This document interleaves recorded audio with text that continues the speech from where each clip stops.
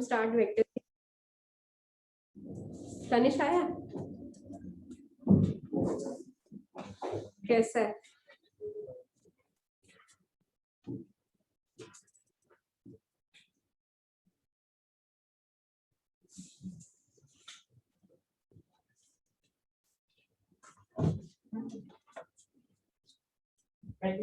कम है।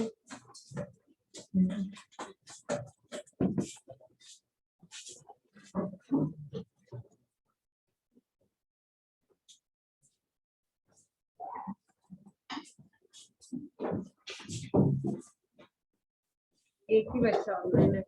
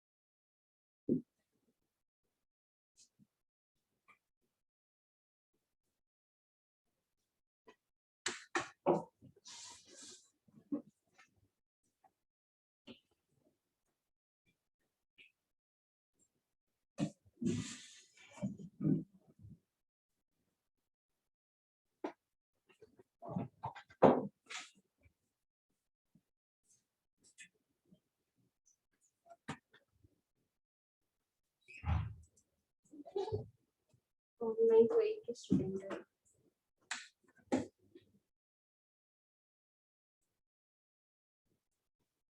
ऐसे क्यों आ रही है मुश्किल ज्यादा? म्यूट में चलो, म्यूट में चलो। क्यों हंस रहे हो? अब भी हंस रहे। बता दे क्या नेम है? उज्जवल। उज्जवल।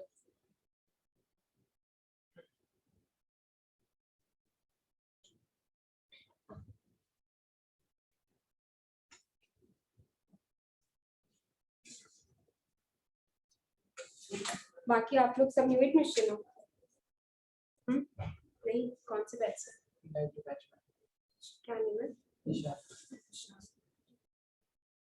और किसी ने बैच चेंज किया हुआ है? कौन कौन से? आपका क्या नेम है? हर्षवर्धन। क्या आप कौन से बैच से आए हो? अच्छा, नायडू। ग्रेट। और क्या नेम है? क्लासेस में कम आए हो ना, मेरा अटेंडेंस तो मेरे पास है। अब रेगुलर होना है क्योंकि इसके बाद कोई बैच नहीं है अभी। फिर कहाँ है ना, कितना चेंज करोगे? और आप बच्चे? नायडू। नेम नहीं समझ आया मुझे।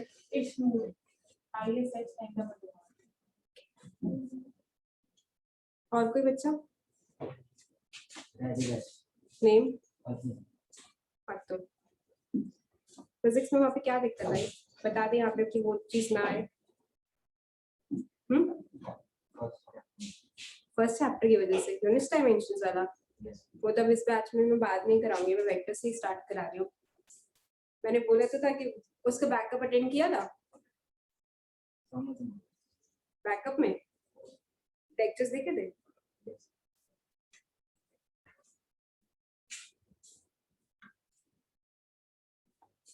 टू 20 पे स्टार्ट करेंगे।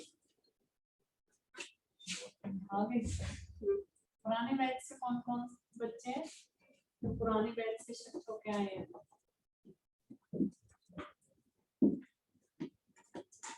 कौन से बैच में थे?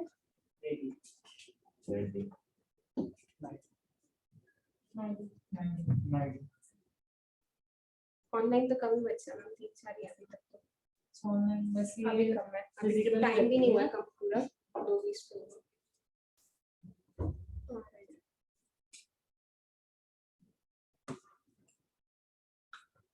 कंप्लीटली फिजिकल क्लासेस करने में इंटरेस्टेड हो? कंप्लीटली फिजिकली करते हैं इस बैच में। कितने? अभी तो वैसे 220 तक का टाइम है, 280 हुआ है। देखना है ना, बताना है।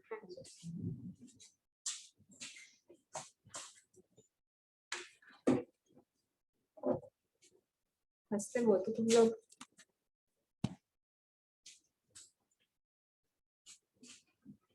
मुझे खूब हंसाई हो, मैं भी खूब हंसती हूँ।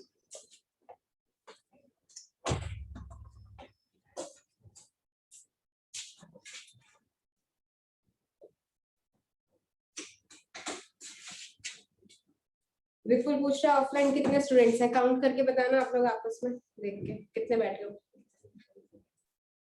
2 बच्चे ने पूछा है ऑफलाइन कितने बच्चे हैं। विपुल आप ऑफलाइन आ सकते हो, आप भी आ सकते हो। कितने हैं? 20 के राउंड है भाई।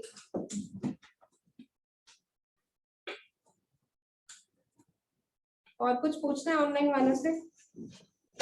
कल से आएंगे, ठीक है। विपुल न्यू स्टूडेंट हो या बैच चेंज किया हुआ है? न्यू स्टूडेंट हो या बैच चेंज किया हुआ है? कौन से बैच से? कौन से बैच से? ऑनलाइन वाले सारे ही बता दो रेस से। और ऑनलाइन वाले सारे बता दो, तनीषा का मुझे पता है, बाकी बच्चे बता दो। और न्यू एडमिशन कौन सा है? वो प्यारे प्यारे बच्चे तो बताओ। न्यू एडमिशन है ना, क्या नेम है? हाँ जी, मैं भूल गई नाम। उज्जवल। और न्यू स्टूडेंट कौन सा? वंशिका। विशाल। नहीं समझ आई। जहाँ आप जिस पोजीशन पे बैठे हो आपको बोर्ड प्रॉपर विजिबल है? हाँ, जिसको नहीं विजिबल ना अपनी सीट चेंज कर लो, फिर मैं लिखूंगी तो फिर आपको प्रॉब्लम आएगी।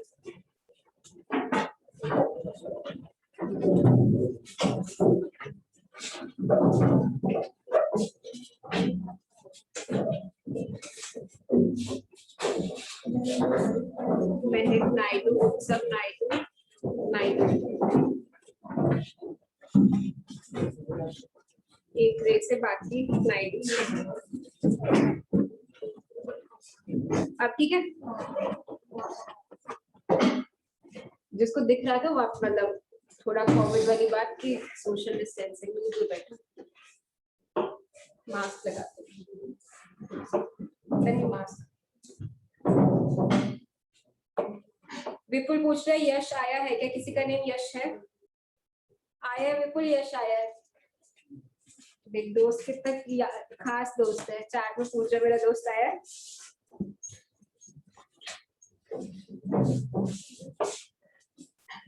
किसी को कुछ पूछना है? आप तो पहले से ही आ ही गए हो। यहाँ से दिखता है बोर्ड पे बैठे हैं? बोर्ड दिख जाएगा पीछे। आपको स्क्रीन दिखनी चाहिए, अगर मैं लिखूंगी तो फिर ये सब आड़े ना बीच में, ठीक है? वेक्टर से स्टार्ट कर दे। इससे पहले जिससे रेडी बैच में जिन्होंने रेडी चेंज किया, यूनिट्स डायमेंशंस कराया था, और मैंने तब भी बताया था आप लोगों को कि चैप्टर हम बिगनिंग में भी कर सकते हैं, एंड में भी कर सकते हैं। बाकी जितने वेक्टर्स के भाई बहन बैठे हैं ना, उनसे पूछ लो, चाहे सबका वेक्टर्स का ही हुआ है, तो वेक्टर से ही स्टार्ट करेंगे, ठीक है।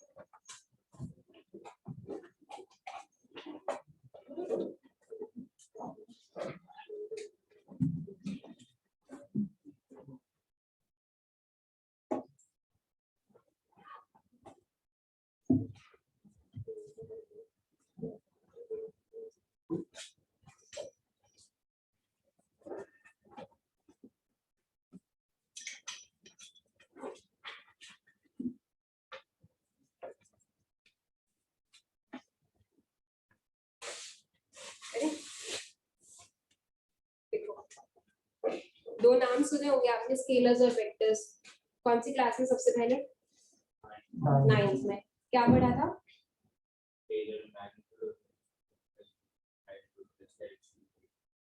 ठीक है, और कुछ? और इनके बीच में क्या डिफरेंस है? हाँ जी,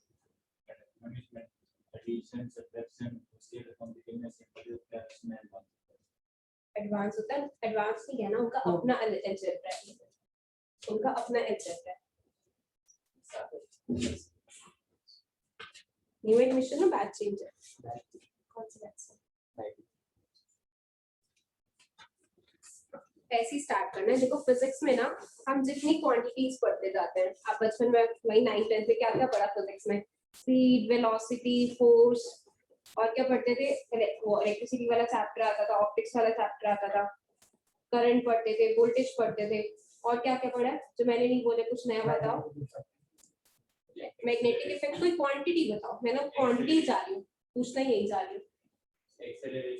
और हाँ, 9th 10th की जो चीजें पढ़ के आए, और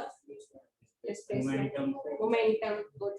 और ऐसे फिजिक्स में इन सारी चीजों को बोलते हैं फिजिकल क्वांटिटीज बोलते हैं, कि जिनको हम क्वांटिटेटिवली भी बताते हो, क्वालिटेटिवली भी बताते हो। मतलब क्वांटिटेटिवली ज्यादा, क्वांटिटेटिव मतलब आप उसका मैग्नीट्यूड भी बताते हो, और जैसे आपने एक्सीलरेशन पढ़ी, नंबर दे दिया ना कितनी एक्सीलरेशन है, जिन भी चीजों को आप स्पेसिफाई करके न्यूमेरिकल वाली देते हुए उनको ऐसे, इसको बोलते हैं क्वांटिटेटिवली पढ़ना, क्वांटिटी पढ़ना। ऐसी जैसे जैसे चीजें पढ़ते जाते हैं, इन सारों को फिजिकल क्वांटिटीज बोलते हैं, ठीक है। अब फिजिकल क्वांटिटीज कुछ 9th 10th में पढ़ी, बहुत सारी 11th 12th में पढ़ोगे, इसके बाद आगे भी फिजिक्स जो पढ़ेगा इतनी जाएंगी बहुत सारी क्वांटिटीज। इनका क्लासिफिकेशन है, 2 कैटेगरीज की फिजिकल क्वांटिटीज आपको मिलती हैं। आप ही ने बता दिया कि इनको हमने क्लासिफाई कर रखा है।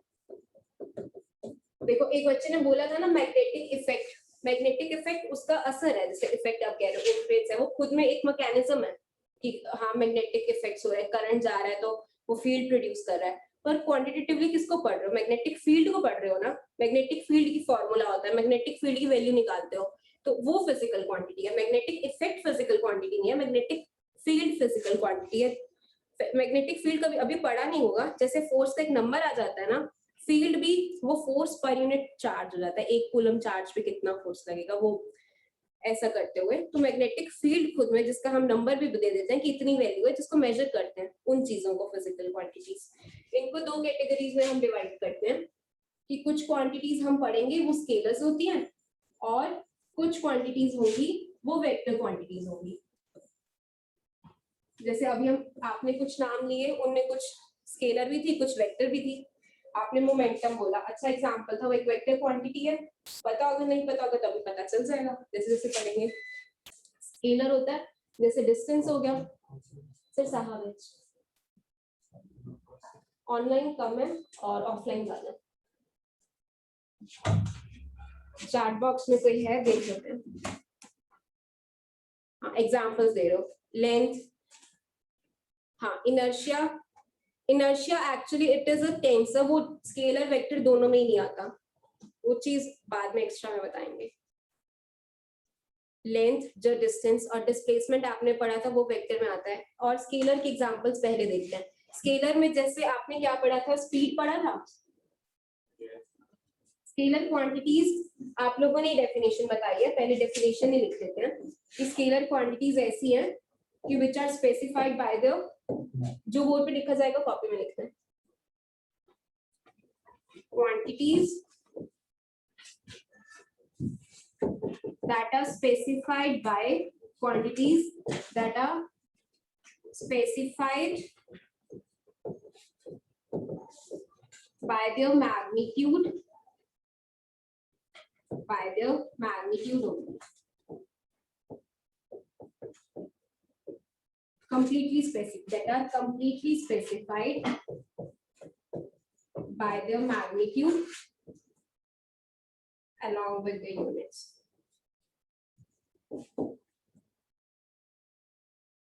मेन है मैग्नीट्यूड, सिर्फ मैग्नीट्यूड आएगा और जो भी उस क्वांटिटी की यूनिट्स होंगी। कि जैसे स्पीड है, स्पीड आप सिर्फ ये बताओगे स्पीड क्या होती है कि बॉडी कितनी फास्ट मूव कर रही है ना, कि जो ज्यादा जल्दी जाएगी उसका नंबर ज्यादा आएगा। कोई कार है 10 मीटर पर सेकंड से चल रही है, एक है 25 मीटर पर सेकंड से चल रही है, उसकी स्पीड ज्यादा है 25 वाले की। तो बेसिक सी बात है, स्पीड एक्चुअली होती क्या है कि एक सेकंड में कितना डिस्टेंस कवर करती है बॉडी, वो उसकी स्पीड है। मैं एक सेकंड में ये कितना कुछ 50 सेंटीमीटर चली हूँ तो मेरी स्पीड होगी 50 सेंटीमीटर पर सेकंड। मैं एक सेकंड में कितना चली वो स्पीड है। तो सिर्फ आपने क्या बताया, मैग्नीट्यूड है ये चीज, 10 है स्पीड का मैग्नीट्यूड, ये आपको मीटर पर सेकंड आपको पता है कि ये उसका यूनिट्स है, ये चीज है यूनिट्स। कि आप सिर्फ मैग्नीट्यूड बता दो, मैग्नीट्यूड मतलब उसका अमाउंट बता दो, उसका न्यूमेरिकल वैल्यू बता दो कितना है, वो मैग्नीट्यूड बोलते हैं उसको, और पीछे यूनिट्स आप करते ही आए हो। और एग्जांपल्स, मास, अब मास का, टाइम और एनर्जी और बताओ डिस्टेंस, चार्ज,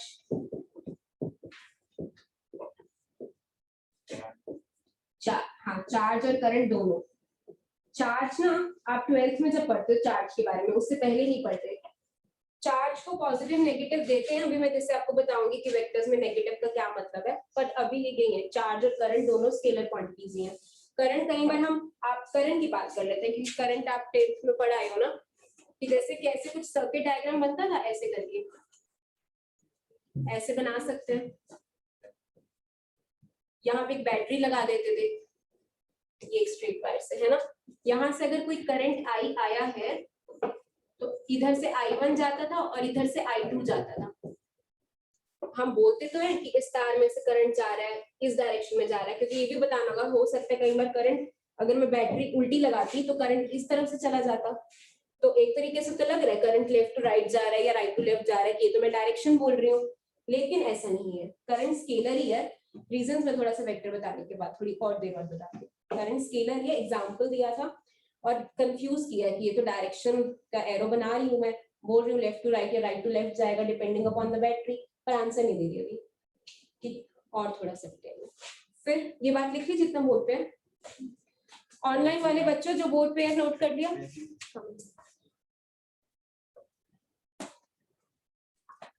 ऑनलाइन वाले बच्चों को कोई प्रॉब्लम है तो बता दो। हाँ, जितने एग्जांपल्स दे रखे हैं चैट बॉक्स में वो सही है।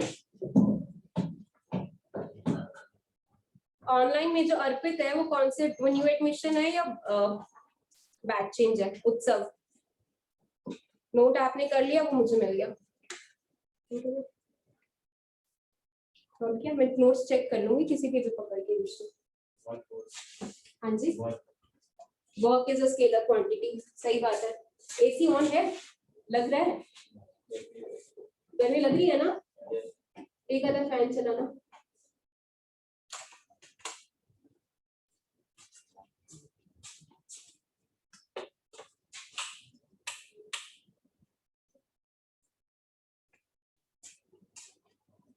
फिर हम स्केलर क्वांटिटीज का ही कहते हैं,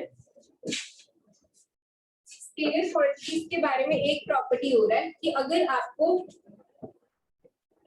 कुछ मासेस को ऐड करना है या सब्ट्रैक्ट करना है तो स्केलर क्वांटिटीज का अलजेब्रा करना कि मैंने आप मासेस ऐड करते हो ना कि एक बॉक्स रखा उसके ऊपर एक और बॉक्स रखा टोटल मास रखा कितना है या पहले आपने मैं इस डायरेक्शन में 10 मीटर चली फिर मैं थोड़ा सा स्ट्रेट चली 5 मीटर्स तो टोटल डिस्टेंस क्या तो आप ऐड करोगे ना स्केलर क्वांटिटीज को जब हमको ऐड करना होता है so they obey ordinary laws of algebra they follow ordinary laws of algebra algebra होता है यही एडिशन सब्ट्रैक्शन मल्टीप्लिकेशन डिवीजन करना इसको algebra बोलते हैं they follow ordinary laws of algebra ordinary मतलब आम laws of algebra मतलब जो अभी तक आप मैथमेटिक्स करते आए हो तो ये वाला अलजेब्रा तो करना आता है बचपन से सिखा दिया गया है ना बचपन से एडिशन सब्ट्रैक्शन करना आता है 15 मीटर में 20 मीटर ऐड करते हैं बहुत बचपन में बता दिया और क्योंकि वेक्टर क्वांटिटीज फिजिक्स तो अब आई है ना वेक्टर का हमको डेली मतलब जो फिजिक्स ना पढ़े उसको तो वेक्टोरियली ऐड करने की कम ही जरूरत पड़ती है पर ये कि एक्सपीरियंस होते हैं हमारे बड़े लोग उनको आइडियाज होते हैं हम थोड़ा डिटेल में पढ़ेंगे साइंटिफिकली तो स्केलर क्वांटिटीज का कहते हैं कि ordinary laws of algebra follow करते हैं लास्ट में क्या हो रहा है क्या हिल रहा है चेंज करना है सीट या कंफर्टेबल हो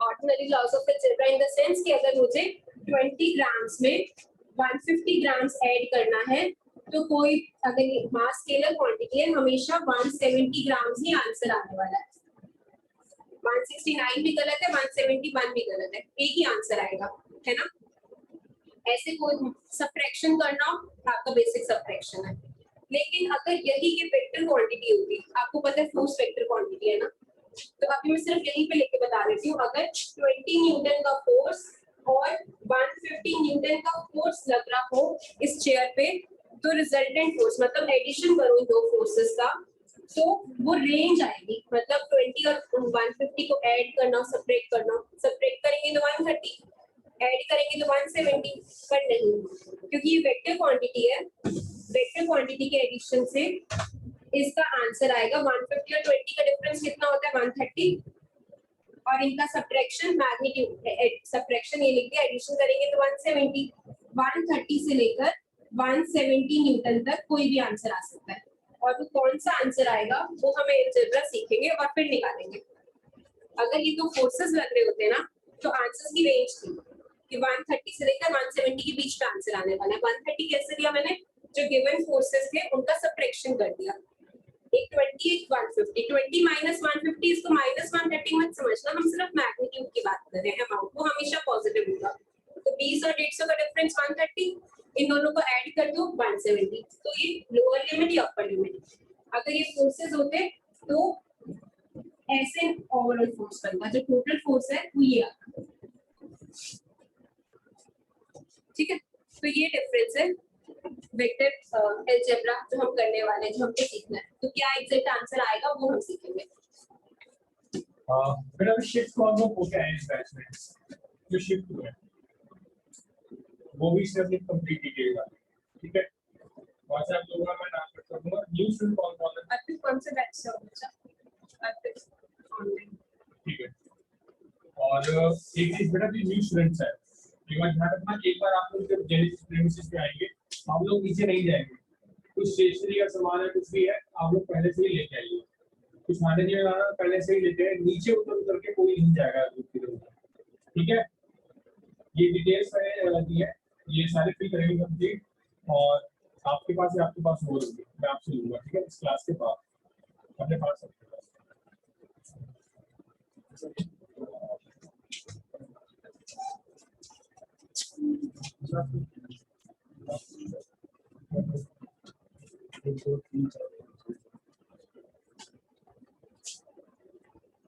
तो भाई नए बच्चे कौन कौन है इसको पुराने नए बच्चे 1 2 3 4 5 6 7 8 9 10 बाकी तो पुराने से है ना अब कमी बच्चों ना अब आगे कोई बैच स्टार्ट नहीं करने वाले आगे एडमिशन बंद हो जाएगी ये नहीं कि फिर सोचो कि अगर अभी नया बैच स्टार्ट होगा छूटेगा तो उसमें कवर कर लेंगे पुराने सारे रिकॉर्डेड लेक्चर आपके पास हैं आप सबको ही मिलेंगे ठीक है कई टीचर के मिलेंगे लेकिन आपको फॉलो करना है जो आपके टीचर पढ़ा रहे हैं डाउट्स पूछने हैं तो कोई भी टीचर मिलेगा आपको पूछना है ठीक है बिल्कुल दोस्ती की तरह टीचर से फ्रेंडशिप की तरह आपको हर चीज अपनी डिस्कस करनी है। यहाँ आना है, आए हो तो सिलेक्ट होके जाना है, छिपाना कुछ नहीं है, कोई डर नहीं कि नहीं समझ में आया तो टीचर क्या बोलेंगे, ठीक है, हमने ये पूछा टीचर क्या बोलेंगे, ऐसा कुछ नहीं है। कॉम्पिटिशन में सिलेक्शन तब होता है जब हम सब मिलकर मेहनत करते हैं, अपनी कोई कमी ना छुपाएं, ठीक है।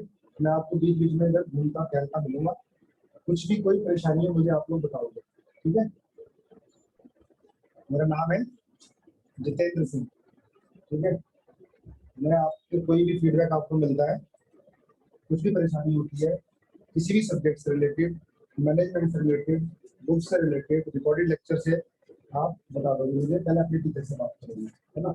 छोटी मोटी चीजों से रिलेटेड नहीं होना, ठीक है। वो सारी चीजें धीरे धीरे धीरे सब सेटल हो जाएंगी। और कोशिश करना रिकॉर्डेड लेक्चर ना देखने पड़े, रेगुलर क्लासेस में आओ। बाई चांस कोई परेशानी होगी तो ऑनलाइन ज्वाइन कर सकते हो, लेकिन ऑफलाइन की बात ही अलग है। अगर 3 4 5 महीने भी ऑफलाइन चल गया ना तो आप एक सेटल हो जाओगे, आपकी कैपेसिटी बढ़ जाएगी, ठीक है। जैसे पिछले बार भी 3 4 महीने चल गया था, बच्चों को अपना स्टडी कैपेसिटी बढ़ा दी, थिंकिंग कैपेसिटी बढ़ा दी, तो हमें प्रॉब्लम नहीं पड़ी, तभी इतने सिलेक्शन हो भी रहे हैं इनसे। हर साल काफी बच्चे निकलते हैं। मेडिकल की कितने आपका तो मेडिकल 1 2 3 4 5 6 7 8 सारे मिलेंगे, ठीक है। चलो धीरे धीरे बात, अपनी बुकलेट, बुक्स, टी शर्ट जैसे जैसे रजिस्ट्रेशन आपका हो ही गया होगा वो आप लेते जाना, जैसा ना मेरे सर मिलेंगे तो बीच में जो गैप मिलेगा तो नीचे पहुंच जाना, ठीक है। शुरू से स्टार्ट कर दोगे हम इसको। Yes. मैडम ने अपना इंट्रोडक्शन दे दिया होगा, मैडम आईआईटी दिल्ली से हैं। और फिजिक्स आपको काफी इजी लगेगी, प्रोजेक्ट टफ होती है फिजिक्स, मैडम से पढ़ने में इजी लगेगी, उस प्रैक्टिस आपको करनी है।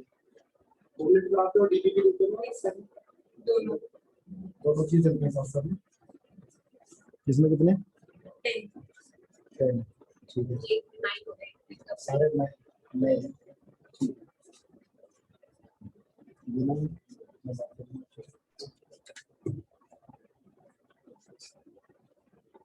गुड आफ्टरनून बच्चों, आप लोग भी सारे नए हो या पुराने वाले हो?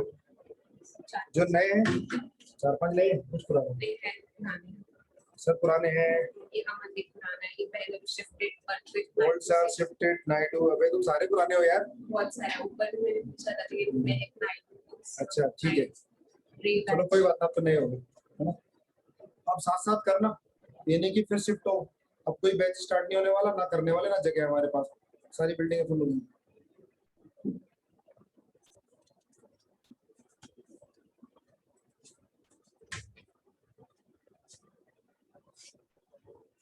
अभी हमने ये करा कि स्केलर क्वांटिटीज को ऐड करना है तो सिंपल एडिशन करना है, और वेक्टर क्वांटिटीज को ऐड करना है तो वो हमको सीखना है, यही वेक्टर अलजेब्रा करने वाला है। अब देखो वेक्टर क्वांटिटीज तो बहुत सारी मिलेगी, फोर्स हमको पता है, चलो फोर्स जाना पहचाना है। इलेक्ट्रिक फील्ड की बात हुई थी, ये तो थोड़ा नहीं सुना हुआ ना, तो पर जब 12th में जाके पढ़ेंगे, अगर आपको 2 3 इलेक्ट्रिक फील्ड को कंबाइन करना है कि एक ही पॉइंट है उस पे फील्ड है, जैसे 4 फोर्सेस मान सकते हो, 4 इलेक्ट्रिक फील्ड है, तो उनको एडिशन सब्ट्रैक्शन हम आज ही सीख लें। 11th में सीख रहे हैं, ये वेक्टर अलजेब्रा आपकी 12th के एंड तक चलने वाला है, क्योंकि हर चैप्टर में कोई स्केलर क्वांटिटी आने वाली है, कोई वेक्टर आने वाली है। स्केलर के साथ डील करना आता है, 2 एनर्जीज एंड 20 जूल 40 जूल कर लो एडिशन सब्ट्रैक्शन, पर अगर यही वेक्टर क्वांटिटीज होंगी तो ये सीख। स्केलर के बारे में लिख लिया, अब वेक्टर के बारे में लिख लेते हैं कि vector quantities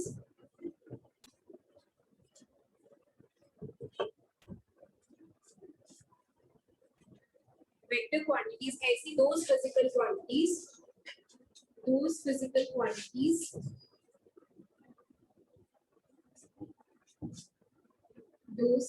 quantities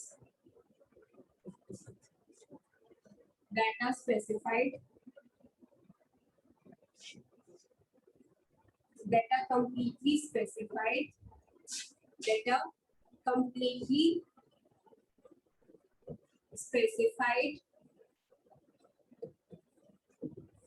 by the magnitude as well as direction, See, सिर्फ ये वाला पॉइंट क्लियर हो जाने से ना कि अगर कोई क्वांटिटी है उसका मैग्नीट्यूड भी और उसकी डायरेक्शन भी है तो जरूरी नहीं कि वो वेक्टर हो। अगर कोई क्वांटिटी वेक्टर है तो इस बात को सेटिस्फाई करेगी करेगी, लेकिन ये कंडीशन दे दी जाए कि क्वांटिटी है उसका मैग्नीट्यूड भी उसकी डायरेक्शन भी है। जैसे करंट था, डायरेक्शन भी थी, मैग्नीट्यूड तो 5 एम्पीयर या 4 एम्पीयर, तो करंट भी जाएगा ही जाएगा। पर जो उसमें नहीं हो रहा ना वो सेकंड पॉइंट है, क्योंकि जो वेक्टर क्वांटिटीज हैं they will obey vector laws of algebra, they obey vector laws of algebra. ये हम सीखेंगे कि ये कौन से लॉज हैं, ये हम पढ़ेंगे। दे obey vector laws of algebra, क्योंकि जब हमको करंट को ऐड करना है ना कि बाकी दो वायर्स में से कितना करंट गया, वो जैसे स्केलर को सबट्रैक्ट करना ऐड करना ना वैसे फॉलो करता है, कोई इस चीज को फॉलो नहीं करता सेकंड पॉइंट को। तो वेक्टर क्वांटिटीज कौन सी होंगी न्यू स्टूडेंट्स, ध्यान रखो, जो वेक्टर क्वांटिटीज होंगी जो इन दोनों पॉइंट्स को फॉलो करेंगी, ठीक है, जो इसको भी सेटिस्फाई करे प्लस इसको भी। किसी एक को कर जाने से जरूरी नहीं हो वेक्टर हो कि उसको एडिशन या सब्ट्रैक्शन करने के लिए हमको वेक्टर लॉ यूज करने पड़े। अब जो मैंने पहले बनाया था ना करंट वाला, यहाँ देखो ये ब्लू वाली एरो वाला, ये तो बात है कि हम डायरेक्शन करंट को हमने ये एरो से बनाया था कि इधर करंट जा रहा है, फिर वो इधर स्प्लिट कर गया। अगर ये 10 एम्पीयर में करंट है, ये 2 एम्पीयर मैंने मान लो बोल दिया, I1 2 एम्पीयर है, तो I2 कितना होगा 8 एम्पीयर करके आए हो ना, ये तो आप करके ही आए हो, आपको पता है 8 एम्पीयर होगा। तो हमेशा ऐसी होगा कि 8 + 2 इधर से निकाल, ये वाला अननोन होता तो इन दोनों को ऐड करके बता देते, ये अननोन था तो इसको सबट्रैक्ट करके बताया। वही वही वही माइनस करना ना जो बचपन में करके आए हो स्केलर वाला। तो इसलिए करंट, इसलिए करंट हमारा स्केलर क्वांटिटी है और करंट वेक्टर क्वांटिटी नहीं है। बेटा सुनो, आपका हो गया, अपने वाइफ को दे देना, फिर उससे लेके आगे दे देना, ठीक है। और फिर अब ये बताओ कि हमको ऐसा क्यों जरूरत पड़ रही है कि मैग्नीट्यूड भी बताना पड़ेगा, डायरेक्शन भी बताना पड़ेगा। कि अगर मैं ये बोल दूं 5 न्यूटन का फोर्स है, बता नहीं सकते 5 न्यूटन का फोर्स है, एक बॉडी पे लग रहा है जिसका मास 2 kg है, 2 kg मास है, मान लो इस ब्लॉक का मास है 2 kg और इसके ऊपर एक फोर्स लग रहा है 5 न्यूटन का, तो बता दो मुझे इसकी एक्सीलरेशन क्या होगी। फोर्स आगे ही पढ़ के आए ना कि फोर्स के हम इफेक्ट स्टडी करते हैं, फोर्स के हम इफेक्ट स्टडी करते हैं, तो फोर्स के इफेक्ट क्या होता है, इसको मूव कराएगा, कहाँ जाएगा, कितनी एक्सीलरेशन होगी, कितनी स्पीड होगी, कौन बताएगा। 5/m कर 5/2 कर दिया। मैंने आपको फोर्स बताया, मैंने कैसे लगाया। मैं अगर फोर्स ऐसे बना दूं, मूव करेगा ये नहीं करेगा, मूव ऊपर से यहाँ पे इसकी यहाँ रख कुछ और ऊपर से पैर में डालूं, वो नीचे भी नहीं घुसेगा, मेरा इतना फोर्स तो लगा नहीं पाऊंगी कि अर्थ के अंदर घुसा दूं, पर ये छोटा सा ही फोर्स है, ऊपर से लगा के मूव नहीं करेगा।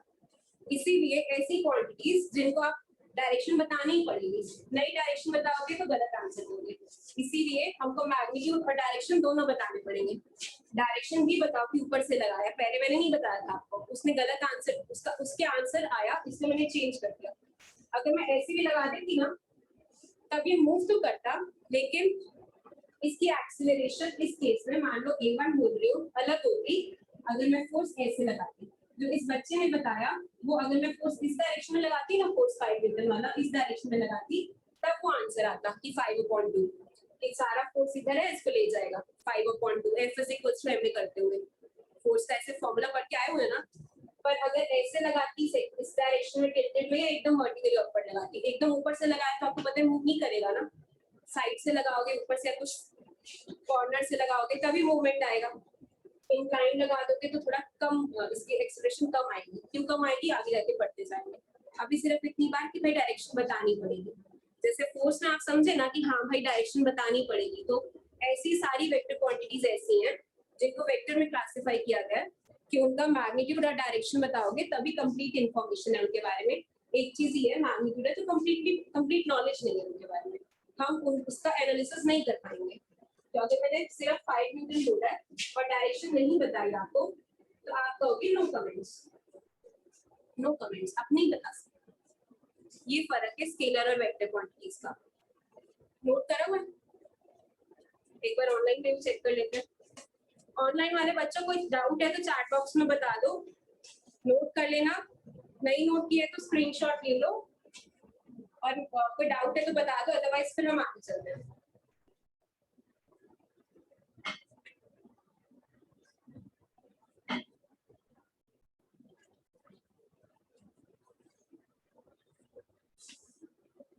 कोई डाउट है बच्चा?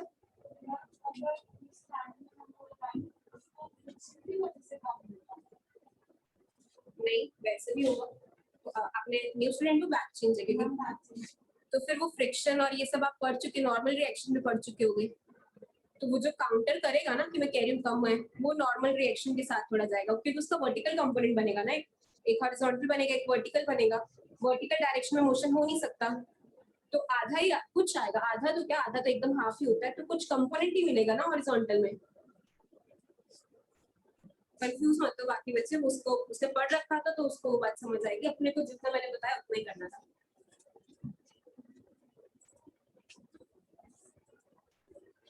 No doubt.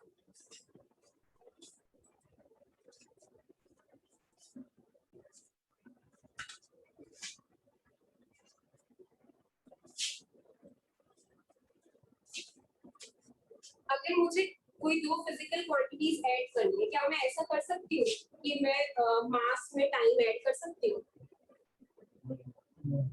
नहीं कर सकते ना, तो मतलब ही नहीं है उस बात का कि अगर मैं यहाँ पे ये लिखूं कि 2 kg है और उसमें मैं 2 मीटर्स ऐड कर रही हूँ, ये तो मीनिंगलेस बात है ना। मतलब ये चीज एकदम मीनिंगलेस है, तो इसको हम कहते हैं,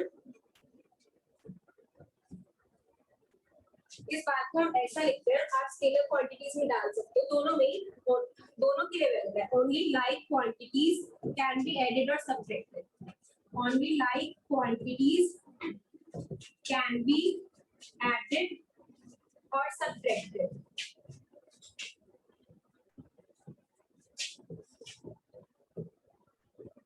ये बात तो दोनों के लिए ट्रू है, स्केलर के लिए भी वेक्टर के लिए भी, कि फोर्स में फोर्स ही ऐड करोगे, फोर्स में एक्सेलरेशन ऐड करने का कोई मतलब ही नहीं है। ठीक है,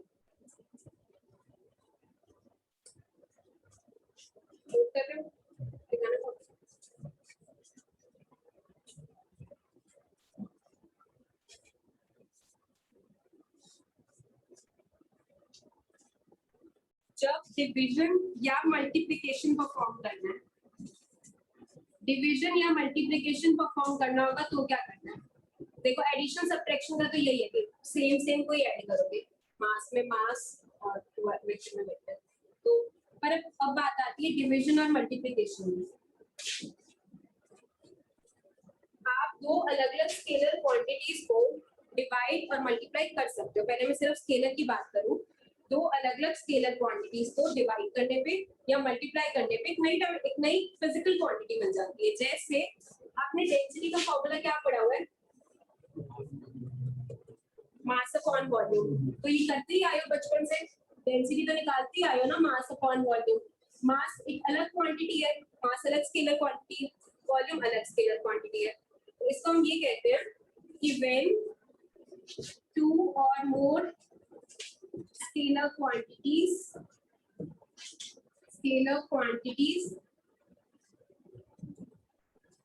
are divided or multiplied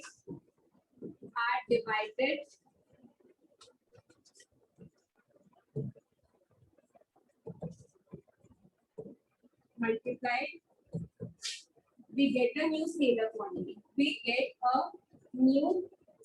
quantity।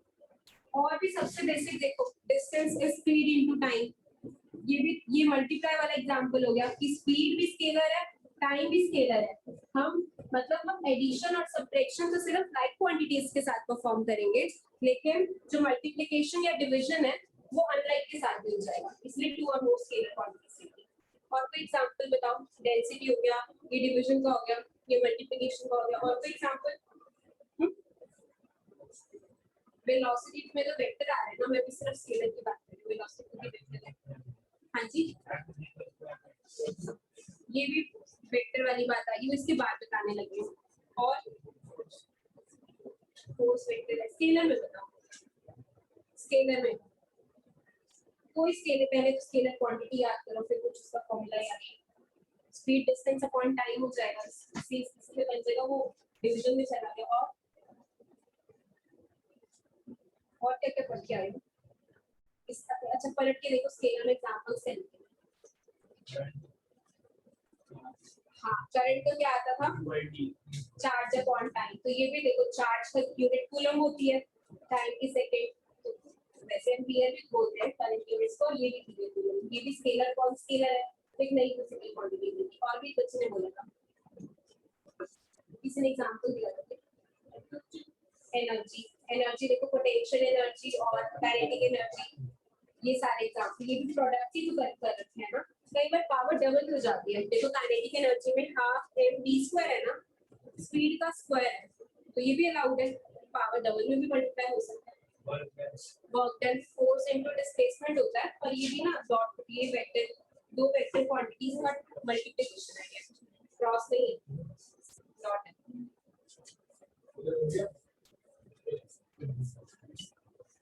Online में देख कोई बच्चा आपकी chat. Ma'am please show previous page, दिखाती हूँ प्रीवियस पेज। नैंसी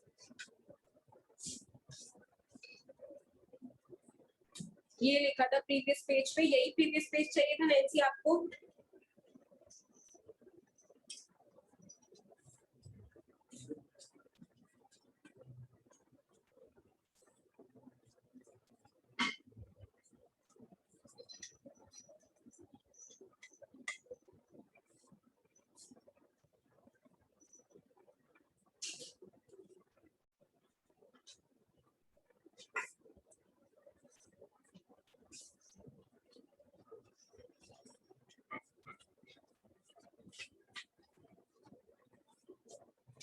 फिर वेक्टर क्वांटिटीज का डिवीजन और मल्टीप्लिकेशन क्या चाहता है, वही एग्जांपल दे रहे थे, तो वही देखते हैं। देखो एक तो ये है कि हम अगर कोई वेक्टर क्वांटिटी है उसके साथ एक स्केलर मल्टीप्लाई कर सकते हैं। जैसे फोर्स है, फोर्स m में होता है ना, एक्सेलरेशन वेक्टर क्वांटिटी है, तो एक्सेलरेशन में आपने एक स्केलर नंबर मल्टीप्लाई किया है, तो वो एक नया वेक्टर बन जाता है। जैसे वेक्टर एक्सेलरेशन मतलब एक वेक्टर के साथ एक स्केलर नंबर मल्टीप्लाई कर सकते हो और you get a new vector, but direction same रहती है।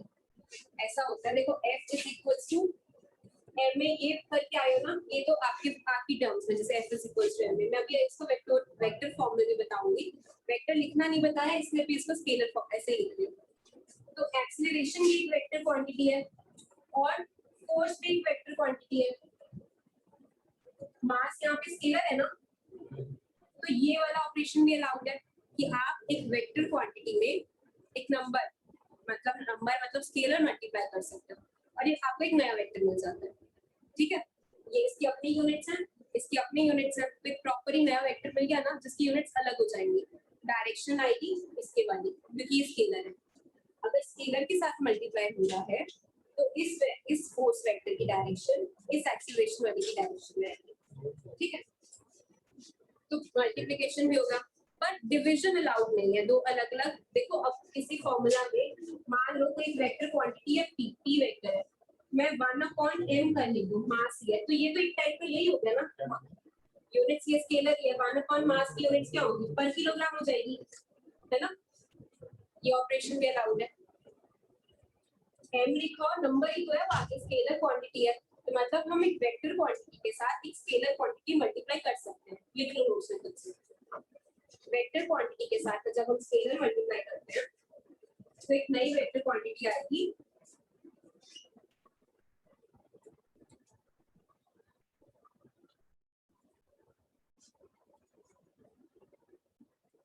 अपनी लैंग्वेज में लिखो, फिर मुझे बताओ क्या। When you multiply a scalar with a vector quantity, you get a new vector. Online वाले भी लिखोगे, जब किसी स्केलर को मल्टीप्लाई करते हैं किसी वेक्टर क्वांटिटी के साथ, then we get a new vector in the direction of original vector. Direction same आएगी और वो खुद में अलग एक नया वेक्टर है क्योंकि उसकी यूनिट्स अलग होंगी।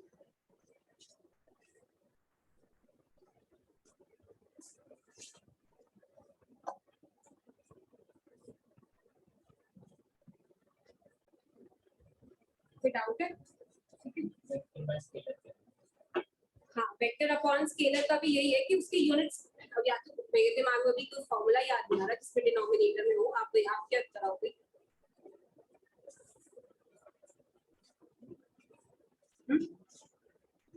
सर मैं सिर्फ ये बता रही हूँ कि स्केलर क्वांटिटी एक मैग्नीट्यूड ही है ना, उसकी कोई डायरेक्शन तो है ही नहीं। तो अगर किसी फॉर्मूला में मास न्यूमरेटर में, जैसे एफ में ना आप फोर्स की यूनिट्स क्या बनाई, किलोग्राम मीटर पर सेकंड स्क्वायर इसकी यूनिट्स होती है। क्या किया, मास की यूनिट्स लिखी, एक्सेलरेशन की यूनिट्स लिखी। एक्सेलरेशन एक वेक्टर है, ठीक है, एम तो एक नंबर है, स्केलर क्वांटिटी का मतलब मैग्नीट्यूड ही है, और फाइनली यूनिट्स में अरेंज करना है। अब आप ये पूछ लो ना कि मैं मास को डिनोमिनेटर वाला एग्जांपल पूछ लो ना, हो सकता है किसी में मास डिनोमिनेटर में मास की कोई और क्वांटिटी भी हो सकती है, कुछ स्केलर। मान लो कुछ एक ऐसा डिफाइंड होता कि a/n, मान लो ऐसा है नहीं, पर अगर तो इसकी यूनिट्स क्या बन जाती, किलोग्राम। ये पर सेकंड वाला जैसे 1/टाइम हो जाता है, तो पर सेकंड लिखते हो ना। वेलोसिटी में डिस्टेंस अपॉन टाइम होता है ना, तो टाइम की यूनिट्स यहाँ पे सेकंड, पर ऊपर लिखनी होती है s की पावर -1 लिखते हैं ना, पर सेकंड इसको बोलते हैं। ऐसी अगर डिनोमिनेटर में जैसे यहाँ ही देख लो टाइम है, तो ये यहाँ, अच्छा वेलोसिटी देख लो, आ गया याद ना, वेलोसिटी क्या होता है, डिस्प्लेसमेंट अपॉन टाइम। ये भी वेक्टर है और ये भी वेक्टर है, छोड़ दो इसका तो मिल ही गया।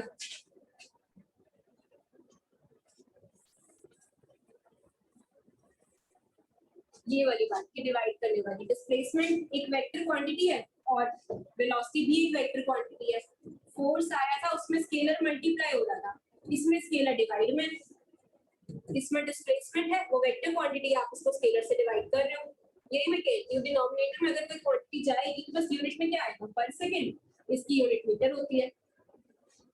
तो ये वाला अलजेब्रा अलाउड है कि आप एक वेक्टर क्वांटिटी को स्केलर से मल्टीप्लाई या डिवाइड कर सकते हो, एक नया वेक्टर मिल जाएगा जिसकी डायरेक्शन ये वाली होगी, ओरिजिनल वाली, और डायरेक्शन ये होगी, पर खुद में नया वेक्टर है, क्यों, क्योंकि उसकी यूनिट्स अलग है। यूनिट्स बदल जाएगी तो क्वांटिटी अलग हो जाएगी ना, अगर सेम ही होती तो यूनिट सेम ही रहती। और किसी को यहाँ तक कोई डाउट है तो पूछो, ऑनलाइन में भी किसी को डाउट है तो पूछो। तो ये हमारे पास एग्जांपल आ गए। वेक्टर में हम ये डिवीजन या मल्टीप्लिकेशन कैसे कर सकते हैं, ठीक है। अब दो वेक्टर क्वांटिटीज को आप डिवाइड नहीं कर सकते, दो वेक्टर क्वांटिटीज को डिवाइड नहीं कर सकते, write it in your notes. Two vector quantities can not be divided,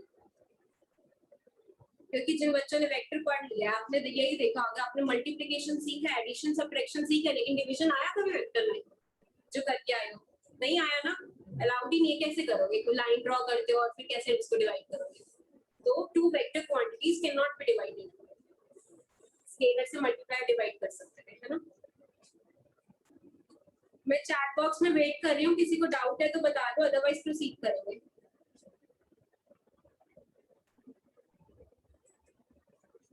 speed ठीक है, और न्यू स्टूडेंट्स को बताओ, न्यू स्टूडेंट्स को फास्ट तो नहीं लग रहा कुछ, ठीक है, आप बच्चे समझ आ रहे पक्का।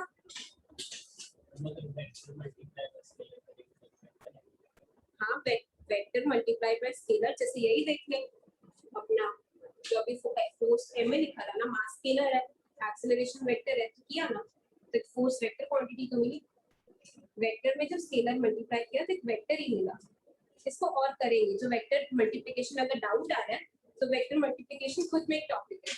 Multiplication of two vector quantities is allowed, ले वो भी लिख लो, ये लिखिए ना, two vector quantities can not be divided but two vector quantities can be multiplied, और ब्रैकेट में लिख लेना टू बी स्टडीड लेटर,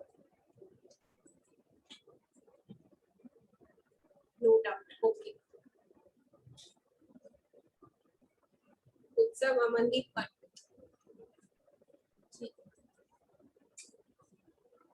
क्या लिखा आपने, two vector quantities can not be divided but two vectors can be multiplied. और जो multiplication है वो हम सीखेंगे, पहले एडिशन सब्ट्रैक्शन सीखे फिर मल्टीप्लिकेशन पे जाएंगे।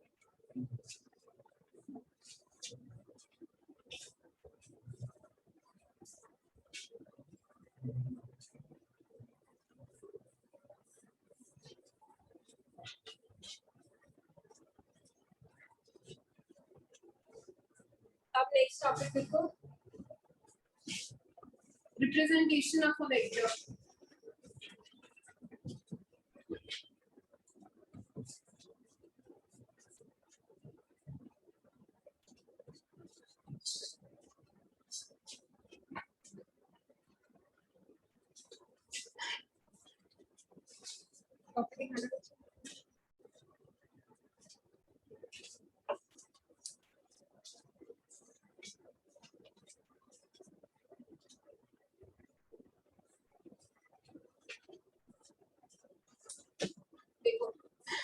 वेक्टर क्वांटिटी को अगर हमको एक होता है सिंबॉलिक रिप्रेजेंटेशन, सिंबल कैसे बनाते हैं, सिंबल ऐसे बनाते हैं, मान लो मैंने कि एक अल्फाबेट से, it is denoted by an alphabet A B C D, 26 alphabets है ना, वो 26 कैपिटल भी अलाउड है और वो 26 स्मॉल लेटर्स भी अलाउड है कि कैपिटल ए भी लिख सकते हो, स्मॉल ए भी लिख सकते हो।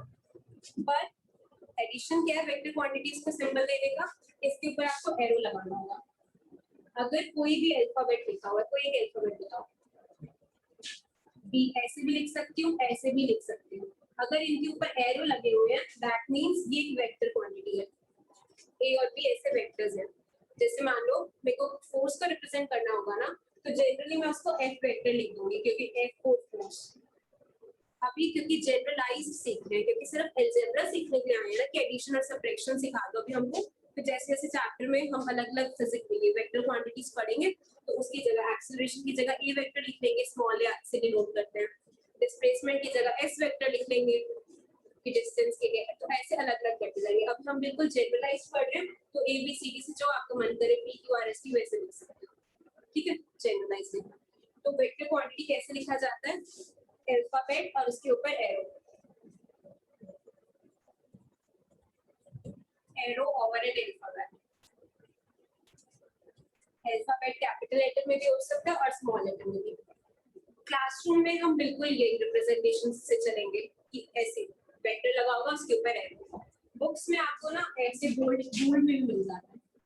अब बार बार मैं अगर बोल्ड बनाने लगूंगी तो टाइम जाएगा ना, ऐसे जैसे अभी लग रहा है ए बना रही हूँ, तो ऐसे में क्लास में यूज नहीं कर सकती, पर बुक्स में अगर ऐसे बना हुआ है तो वो एक वेक्टर क्वांटिटी है, चाहे बोल्ड फेस हो अल्फाबेट का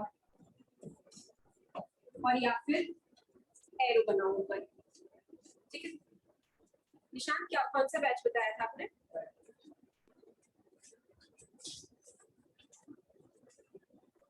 क्या लिखा है,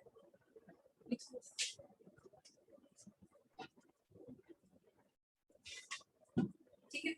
एक और बात आती है कि अब हमने ये तो बता दिया कि ना कि वेक्टर क्वांटिटी है, कभी कभी ऐसा होगा हमको ना सिर्फ उसके मैग्नीट्यूड से मतलब होगा, ये फोर्स है ना, मैं मुझे सिर्फ मैग्नीट्यूड बता दूं तो मेरे को एफ वेक्टर नहीं बनाएंगे। अगर सिर्फ उसके मैग्नीट्यूड की बात कर रहे हो तो हम ना सिंपल ऐसे लिख देते हैं, खाली अल्फाबेट लिखा हो और वेक्टर ना बनाया हो, मतलब उसके मैग्नीट्यूड की बात होगी, उसकी न्यूमेरिकल वैल्यू की बात होगी, डायरेक्शन की बात नहीं कर रहे। जब डायरेक्शन की बात ना करें, सिर्फ मैग्नीट्यूड की बात करें तो खाली अल्फाबेट बना देना, या फिर ऐसे कि वेक्टर पूरा एफ वेक्टर साइड पे ये दो बार्स ये रिप्रेजेंट करते हैं, ये दोनों बातें रिप्रेजेंट करती हैं कि ये मैग्नीट्यूड की बात कर रहे हैं, किसके मैग्नीट्यूड की, एफ वेक्टर की। इसको क्या बोलेंगे, बी वेक्टर, ए वेक्टर, एफ वेक्टर, खाली ये नोट लगा दो। इसको मॉड्यूलस भी बोलते हैं, दो बार्स को जो बनाया हुआ है modulus of F, modulus of F vector. तो ये हम इसका मतलब है, ये की बात है, इसका मतलब है कि हम उसके सिर्फ अमाउंट की बात कर रहे हैं, न्यूमेरिकल वैल्यू की बात कर रहे हैं। चैट देख लेते हैं क्या लिखा है, अर्पित ने लिखा है मैग्नीट्यूड। ये तो जी एक सिंबल से हम रिप्रेजेंटेशन कैसे देते हैं, ये हो गया सबका। नए बच्चों में किसी को डाउट है, न्यू स्टूडेंट्स में किसी को डाउट है, ठीक है, बोरिंग लग रहा है क्या, सही चल रहा है तन्वी, हाँ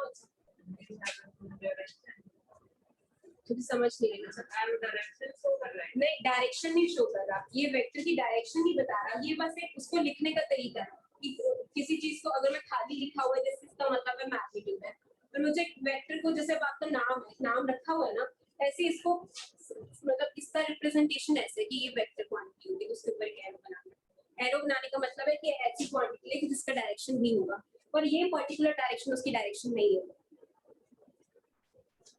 रिप्रेजेंटेशन लिखा हुआ है ना कि शो कैसे करोगे कि ये वेक्टर है या स्केलर है। मैम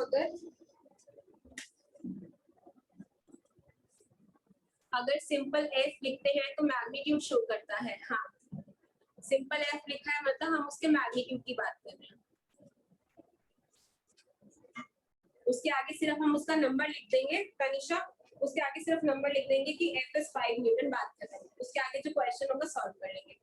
फिर ये तो थी आपकी सिंबॉलिक रिप्रेजेंटेशन। फिर एक आती है graphical method. Graphical method is जो आप देखते आए हो एरो बने होंगे बुक्स अगर खोली होंगी तो, ग्राफिकल मेथड में कैसे रिप्रेजेंट करते हैं एक वेक्टर को?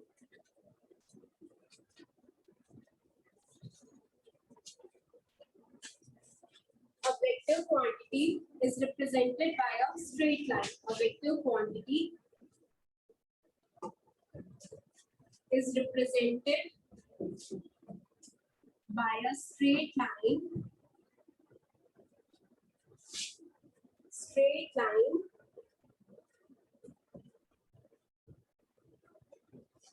with an arrow at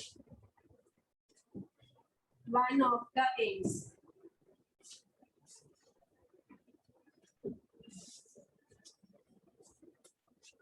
क्या मतलब है इसका? वेक्टर क्वांटिटी, ठीक है, वेक्टर क्वांटिटी से समझते रिप्रेजेंट करना है, कैसे रिप्रेजेंट करना है? स्ट्रेट लाइन से। स्ट्रेट लाइन कैसे ड्रॉ करते हैं? आती है, ये एक स्ट्रेट लाइन है और उसके बाद with an arrow at one of the ends. One of the ends ये इंग्लिश है, इसका मतलब है एक स्ट्रेट लाइन है, दो एंड्स तो होंगे, उन दो में से एक एंड पे एरो बनाना है। वन ऑफ द एंड्स, एक एंड पे एरो बनाओ, एक स्ट्रेट लाइन है, ये अंत है इसका, एक दूसरा एंड ये रहा, तो इन दोनों में से एक साइड पे एरो बनेगा।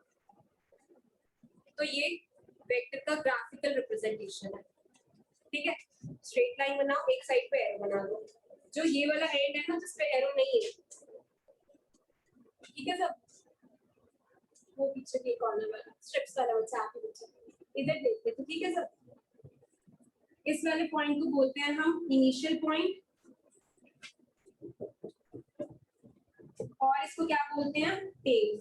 चाहे टेल बोलो वेक्टर की, this is the tail of vector, ये वाला एंड उसकी टेल बोल सकते हो, या फिर इनिशियल पॉइंट भी बोल सकते हो, ठीक है। और ये वाला जो एंड है जिसपे एरो बना हुआ है उसको क्या बोलते हैं? Final point.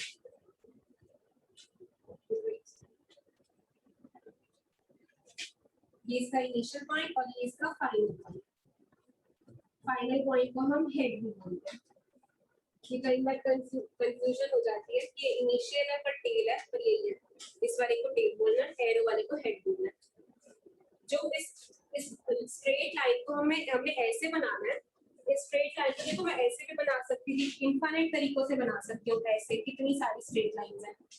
तो मेरे को कैसे बनानी है स्ट्रेट लाइन? मुझे स्ट्रेट लाइन ऐसे बनानी है कि जो आपकी वेक्टर की डायरेक्शन होगी, ये स्ट्रेट लाइन उसी वैसी सीध में बनाना।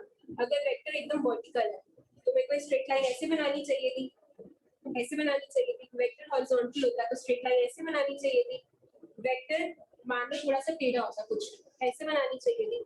तो जब वेक्टर की डायरेक्शन होगी ना, अभी मैं आपको डायरेक्शंस बताऊंगी, आपको चार नॉर्थ ईस्ट साउथ वेस्ट ये तो पता ही है, direction north east 30 degree north of east ऐसे करके भी बीच में, क्योंकि इन चारों के बीच में ऐसे वाली डायरेक्शंस भी तो बन रही है, ऐसे भी तो वेक्टर आ सकता था।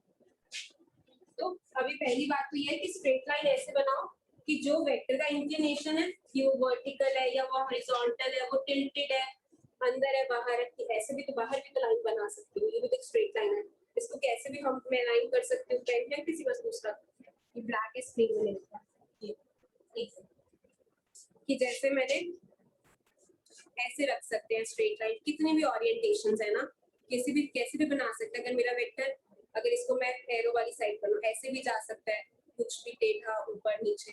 तो पहले लाइन बनाओ जिसमें वेक्टर की डायरेक्शन है, जैसे फोर्स था, बॉक्स के ऊपर जब फोर्स की डायरेक्शन बनाई थी तो बहुत सारे तरीकों से बना सकते थे, तो वैसी स्ट्रेट लाइन बनाओ। अगर फोर्स इस डायरेक्शन में तो वैसे स्ट्रेट लाइन बनाओ, एक साइड पे एरो लगा दो, एरो वही बनाओगे जिसमें वो पॉइंट कर रहा हो। मतलब अगर डिस्प्लेसमेंट जैसे करते हो, डिस्प्लेसमेंट यहाँ से यहाँ हुई है तो एरो इधर बनाओगे, डिस्प्लेसमेंट वहां से इधर हुई होती तो एरो इधर लगाते फाइनल पॉइंट की तरफ। अगर ये फोर्स होता इस ऑब्जेक्ट पे, अगर ये फोर्स लग रहा था, ये इस डायरेक्शन में भी लग सकता था, ये एक वेक्टर है, ये दूसरा वेक्टर भी है। अगर मेरे को हॉरिजॉन्टल फोर्स लग रहा है तो हॉरिजॉन्टल की डायरेक्शन ऐसे भी आ सकती है, ऐसे भी आ सकती है, तो एरो बताएगा कि इधर है या उधर है। तो जो डायरेक्शन ऑफ एरो है, it should be in the direction of vector, या लिख दो arrow points in the direction of vector. Arrow gives the direction of vector. Okay.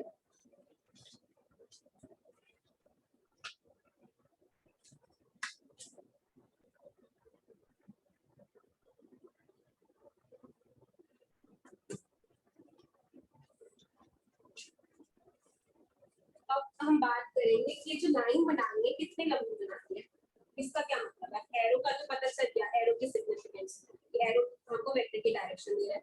ये जो स्ट्रेट लाइन बनाई है ना, इसकी भी एक सिग्निफिकेंस है। सिग्निफिकेंस मतलब इसका भी खुद में वैल्यू है। ये क्या बताते हैं, इंपॉर्टेंस इसकी क्या है।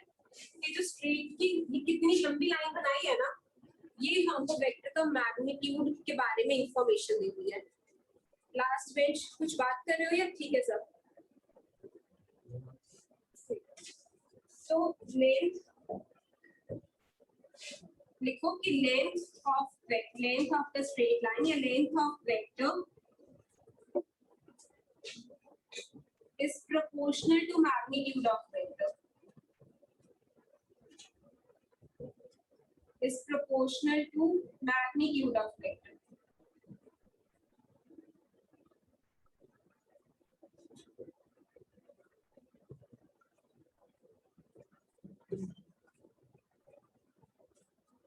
Proportional का मतलब पता है किसी बच्चे को?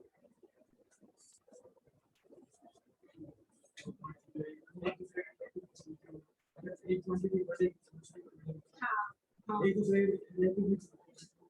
हाँ रिलेटिव, एक बढ़ेगी दूसरे को बढ़ेगी। आप क्या ले रहे थे? देखो प्रोपोर्शनल आप ऐसे भी समझ सकते हो, हम स्पीड और डिस्टेंस वाली बात से इजी एग्जांपल से सीख सकते हैं।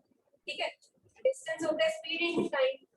जो नए बच्चे हैं बेटा आज ही सुनना है, इससे पहले इन बच्चों ने पहले सुन रखा है, तो प्रोपोर्शनल मुझे बताना ही है। स्पीड इनटू टाइम होता है, स्पीड फिक्स करो। मैंने 20 मीटर पर सेकंड से चल रही हूँ, तो अगर मैं पहले कहूँ मैं 4 सेकंड्स के लिए मूव करी तो मेरा डिस्टेंस कितना हुआ 80।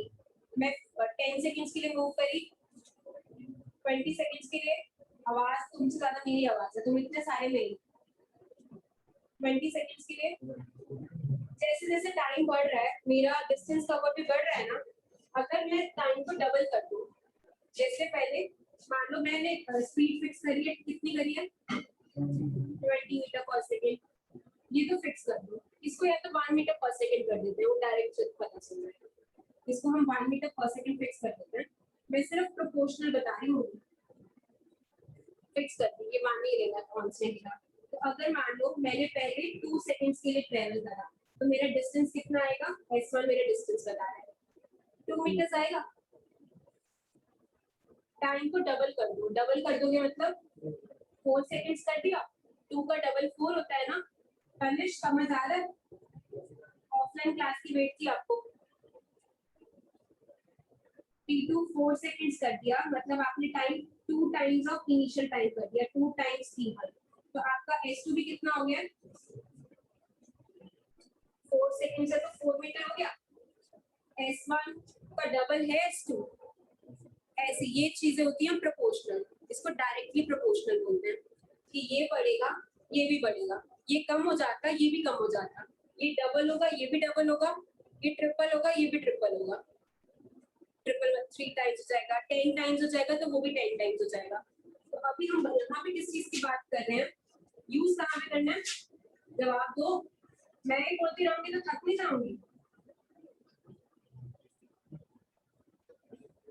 इसका मतलब क्या होगा, जो मैंने बोर्ड पे लिखा हुआ है ये समझ गए ना प्रोपोर्शनल का मतलब क्या है। तो जो वहां पे ग्रीन में लिखा हुआ है उसका मतलब बता दो। चैट वाले बच्चे बता रहे हैं, चैट वाले की सुन लेते हैं फिर आपकी सुनते हैं। पुराने मैसेजेस हैं इनके, तो लास्ट में हाथ आ रहा है, लास्ट वाले की सुन लेते हैं। डाउट है? हाँ बताओ।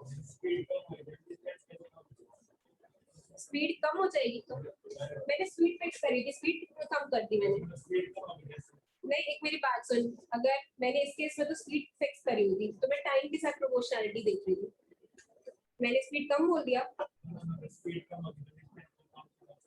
कम हो जाएगा वो तो। देख आगे चलते हुए मैंने एक चीज को फिक्स रखना पड़ेगा। अगर आपको वेरिएशन देखना, डिपेंडेंस देखनी है ना कि स्पीड की डिपेंडेंस प्रोपोर्शनल है या नहीं, या टाइम की डिपेंडेंस प्रोपोर्शनल है या नहीं। फॉर्मूला में बाकी क्वांटिटीज को उस टाइम के लिए कांस्टेंट रखना पड़ता है। तो अगर आप स्पीड पे डिपेंडेंस देख रहे हो तो टाइम फिक्स रखो, कि टाइम फिक्स ही रखो कि मैं तो 5 सेकंड के लिए मूव करने वाला हूँ। तो अगर मैं 20 की स्पीड से चलूंगा तो 20 इंटू 5 100 मीटर्स बन जाएगा। 5 सेकंड्स के लिए मेरे को ट्रेवल करना है, एक बार 20 मीटर पर सेकंड से चलिए तो 20 इंटू 5 100 मीटर बनेगा ना, 100 मीटर। अब फिर से टाइम फिक्स ही रखो कि 5 सेकंड्स ही है। पहले स्पीड कितनी ली थी 20, अब 40 कर दो, 40 इंटू 5 200 हो गया। लिख के बता देती हूँ, नंबर्स भूल जाते हैं। पहले हमने क्या करा कि मैंने टाइम फिक्स कर दिया। एक चीज को फिक्स करना पड़ेगा तभी हम चेक कर पाते हैं कि प्रोपोर्शनल है या नहीं। तो मैंने अपना टाइम फिक्स कर दिया कि मैं 5 सेकंड के लिए मूव करने वाली हूँ। तो पहले मैंने किस स्पीड से चली, स्पीड मेरे 20 मीटर पर सेकंड से चली, तो फर्स्ट केस में डिस्टेंस आएगा 100 मीटर्स। अब मैंने चलना 5 सेकंड के लिए, लेकिन आपकी स्पीड डबल करके देख रही हूँ कि डिस्टेंस बढ़ता है या नहीं बढ़ता। बट इसमें फॉर्मूले में भी आपको जनरल भी तो पता है कि उतने टाइम के लिए जाना है, ज्यादा स्पीड के साथ जाओ तो ज्यादा डिस्टेंस नहीं कवर कर जाओगे। और मैं स्पीड 40 मीटर पर सेकंड के लिए आपको अलाउ कर दूं तो 5 सेकंड तक आप ज्यादा भागेगा ना, स्पीड ज्यादा है। यहाँ पे डिस्टेंस डबल हो गया 200 मीटर। तो जब भी इसे सिर्फ इस वाले फॉर्मूले में भी कहीं पे भी डिपेंडेंस चेक करनी हो, किसी एक को मतलब लेफ्ट हैंड साइड में कुछ लिखा हो इक्वल की इधर या उधर, तो आपको बाकी चीजों को कांस्टेंट रख के चेक करना पड़ेगा। उनको भी वेरी कराओगे तो निकाल नहीं पाओगे, सिर्फ आपके कोई भी नहीं निकाल पाएगा। साइंटिस्ट ऐसे ही करते हैं, क्यों करेंगे तो बाकी को कांस्टेंट रखने का ट्राई करते हैं। और किसी को डाउट है पूछ सकता है, और कोई डाउट नहीं है तो मुझे ग्रीन वाला कौन बता रहा है? ऑल क्लियर है इधर तो? चलो एक चला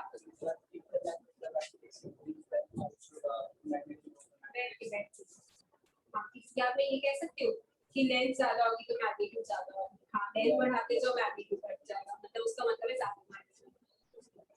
वेक्टर की लेंथ बनाते कैसे हैं? वैसे तो स्केल चूज करके बनाते हैं, मैं वो भी बता देती हूँ आपको। पर अगर मैं आपको सिर्फ ये दे दूँ ना कि एक ये वेक्टर है और एक ये वेक्टर है, डायरेक्शन दोनों की सेम है, इस थोड़ा टेढ़ी होगा, इनमें से मैग्नीट्यूड के दोनों फोर्सेस है, ये F1 वेक्टर है और ये F2 वेक्टर है, तो मैग्नीट्यूड किसका ज्यादा होगा? क्यों ज्यादा होगा? क्योंकि ये लाइन स्ट्रेट लाइन की लेंथ ज्यादा है। ठीक है, तो सिर्फ लेंथ अभी हमने जो मैंने ग्रीन में लिखा था यहाँ पे इस पेज पे, तो उसका मतलब यही है कि जो लेंथ है ना वेक्टर की, यहाँ से यहाँ तक की लेंथ है, वो प्रोपोर्शनल है मैग्नीट्यूड के, कि जितना ज्यादा मैग्नीट्यूड होगा उतनी ज्यादा आपको लेंथ ड्रॉ करनी पड़ेगी। कि अगर एक फोर्स है मान लो 5 न्यूटन का और दूसरा फोर्स है, ये मैग्नीट्यूड बना देते हैं, दूसरे फोर्स का मैग्नीट्यूड है से 20 न्यूटन। इसके लिए मान लो मैंने 2 सेंटीमीटर की लाइन ड्रॉ करी है, 2 सेंटीमीटर की लाइन ड्रॉ करी है और ये F1 वेक्टर है, तो F2 वेक्टर के लिए मुझे कितने सेंटीमीटर की लाइन ड्रॉ करनी चाहिए? इसने सही बताया, किसने पीछे से 4 बोला है, पीछे से आंसर दो। आगे आपने तो सुन लिया था, मैंने 8 की करनी पड़ेगी ना, क्योंकि 4 टाइम्स है ये F2 वेक्टर, 4 टाइम्स है F1 वेक्टर के 5 4 20। तो अगर मैं इसको भी 4 टाइम्स कर दो, 8 सेंटीमीटर की लाइन ड्रॉ कर दो और ये F2 वेक्टर हो जाएगा। ठीक है, ये लिख लो, ये समझने के लिए है। एक बार जो इधर बनाया पीछे बनाया, पहले बैक कर देते, बैक वाला नोट किया, ये नोट किया सारा कंप्लीट। इधर भी चैट में भी आप लोगों ने नोट कर लिया, ये स्लाइड भी बना लेना। जो मैं आपको स्केल बोल रही हूँ ना, स्केल चूज करते हैं, यही है स्केल चूज करना। कि मैंने इस केस में मैंने क्या चूज किया है, मैंने ना ऐसा चूज किया है कि जो मेरा 2 सेंटीमीटर है वो कितने को रिप्रेजेंट कर रहा है? 5 न्यूटन को। दिस इज स्केल, ये हम चूज कर लेते हैं। सिर्फ आज की क्लास में चूज किया, आज के बाद इसकी बात नहीं करेंगे, क्योंकि बस लेंथ ड्रॉ कर देंगे, पता चल जाएगा ये छोटा ही बड़ा है। क्योंकि जब हम 2 वेक्टर्स ड्रॉ करें ना तो एक ही स्केल रखेंगे, ये नहीं इसका स्केल में ये लगा देंगे कि 2 सेंटीमीटर 5 न्यूटन, ये वाला लगा देंगे। कि यहाँ पे देखो 1 सेंटीमीटर कितने के बराबर हो जाए? 2.5 न्यूटन के। बात पता है क्या, सेंटीमीटर को न्यूटन के बराबर क्यों लिख रही हूँ? ये स्केल चूज कर रही हूँ कि मेरे 1 सेंटीमीटर की लाइन 2.5 न्यूटन के बराबर है, अदरवाइज तो इसका मतलब ही नहीं है फोर्स को मैं लेंस से कैसे वो कर दूं। मैं सिर्फ ये बता रही हूँ कि अगर मैं 1 सेंटीमीटर की लाइन ड्रॉ कर रही हूँ तो मेरे 2.5 न्यूटन को रिप्रेजेंट कर रही है, उसके इक्वल नहीं है, उसको रिप्रेजेंट कर रही है। क्यों? क्योंकि मैं बोर्ड के ऊपर तो कुछ बनाऊंगी या ड्रॉ कर सकती हूँ, धक्का तो मारती नहीं तो बता सकती ना कि फोर्स को मैं यहाँ कुछ करूँ, तो ड्रॉ मतलब करना तो पेपर पेन से ही है ना, तो इसलिए एक रिप्रेजेंटेशन है, दिखाने का तरीका है। तो 1 सेंटीमीटर की लाइन को मैं 2.5 न्यूटन मेरी रिप्रेजेंट कर, हमेशा नहीं कि यही चूज करोगे। मान लो अगर मुझे 100 न्यूटन को रिप्रेजेंट करना है, 100 न्यूटन को कॉपी में बताना है, वेक्टर क्वांटिटी है, मैं ग्राफिकली कैसे रिप्रेजेंट करूं। अगर मैं ये वाला स्केल चूज करूं कि जिसमें 2 सेंटीमीटर 5 न्यूटन के बराबर है, तो मुझे कितने सेंटीमीटर की लाइन ड्रॉ करनी पड़ेगी?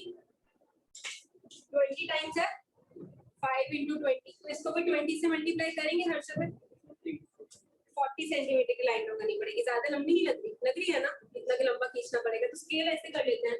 तो मैं स्केल अब कर लूंगी अपना कि मेरा मान 100 न्यूटन करना था ना, मैं कर लेती हूँ कि मान ले मेरा 50 न्यूटन 1 सेंटीमीटर को रिप्रेजेंट, मतलब 1 सेंटीमीटर 50 न्यूटन को रिप्रेजेंट कर रहा है। तो अब 100 न्यूटन को बनाना है तो 2 सेंटीमीटर की लाइन बना दूंगी, तो ये मेरा 100 न्यूटन हो जाएगा। तो अब इनको और इसको नहीं कंपेयर कर सकते आप, उन्हीं को कंपेयर करोगे जिनका स्केल सेम होगा।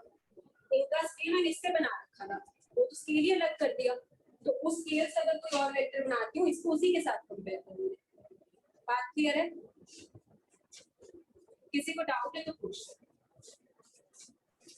अब आपको सिर्फ वेक्टर ड्रॉ हुए मिलेंगे, स्केल की बात आगे नहीं आएगी। बेटा आप अपनी कॉपी दिखाओ, पास करा दो। हाँ कोई बात नहीं, बाकी दिखा दो।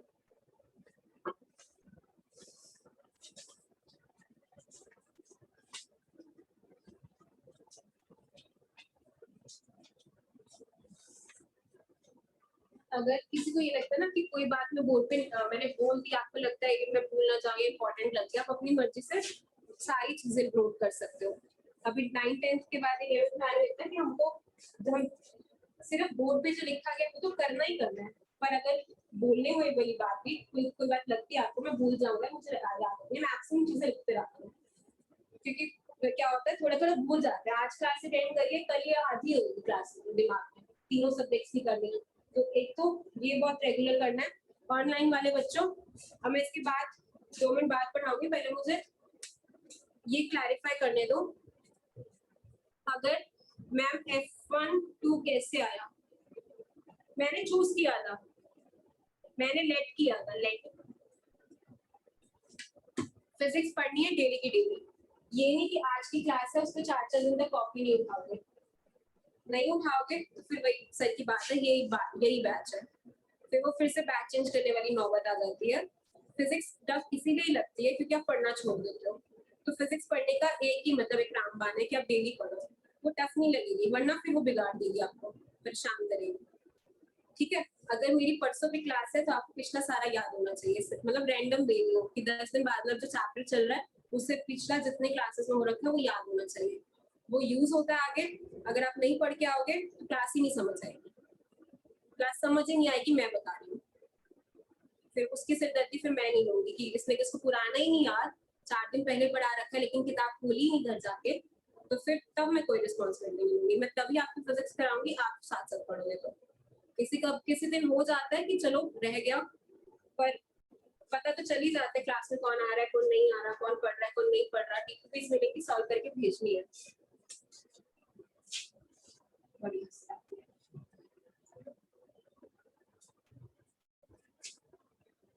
क्या बातें हो रही हैं? किसने?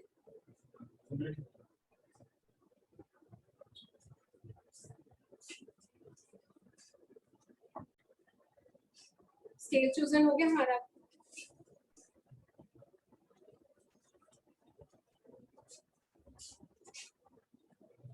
इसके बाद क्या पढ़ते हो?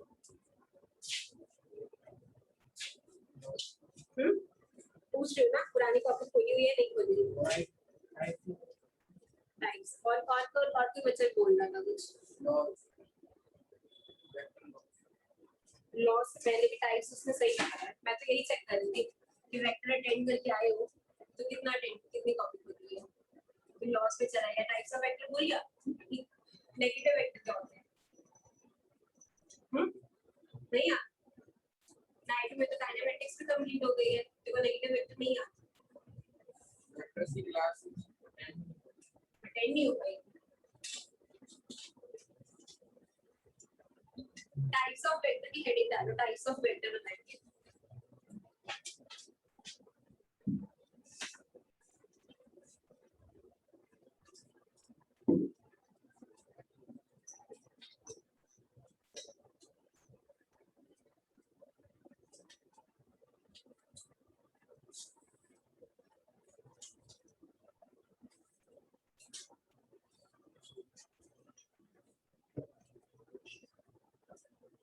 फर्स्ट लिखो equal vectors. Types of vectors में भी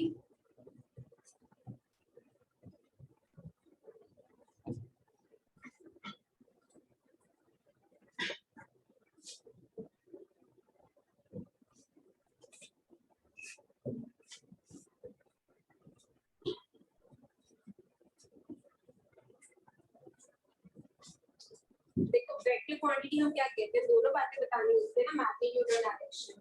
तो एक वेक्टर के पास दोनों चीजें हैं। तो अगर कोई दो वेक्टर्स इक्वल हो गए ना, तो दैट मींस उनकी दोनों चीजें बराबर होंगी। Vectors are two equal vectors is when the vectors have when the given vectors have same magnitude and direction, have same magnitude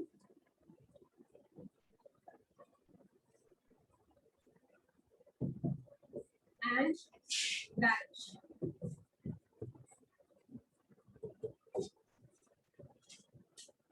दो वेक्टर्स इक्वल बोले जाएंगे जब उनका मैग्नीट्यूड और डायरेक्शन सेम होंगे। ठीक है, कि अगर ये ए वेक्टर है, इसका मैग्नीट्यूड क्या लेट करूं, बताओ, उज्जवल बताएगा।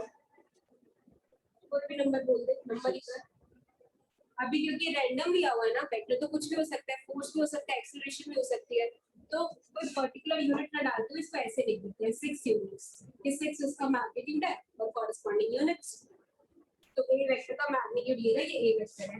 इस वेक्टर एक बी वेक्टर है, वो इसके बराबर तब होगा जब बी की डायरेक्शन भी यही होगी और मैग्नीट्यूड भी इतना ही होगा। मतलब ये लेंथ बना रही हूँ तो ये भी इतनी बनाऊं, और ऊपर एरो डाले तो इसका भी ऊपर एरो डालूं। ठीक है, ये बात कि बी वेक्टर का भी मैग्नीट्यूड क्या होना चाहिए, 6 यूनिट्स। कि अगर एक ये वेक्टर बनाया है से पी वेक्टर, तो क्यू वेक्टर भी इस डायरेक्शन लग रही है ना, इधर जा रही है इस तरह, तो एक क्यू वेक्टर इसकी इक्वल वेक्टर कहलाएगा जब इसका मैग्नीट्यूड भी इतना हो, इतनी लेंथ बनानी है और डायरेक्शन भी, एरो भी सेम साइड में करना है। ठीक है, तो इस केस में इसको लिखा जाता है p vector is equals to q vector. इधर लिखा जाएगा a vector is equals to b vector.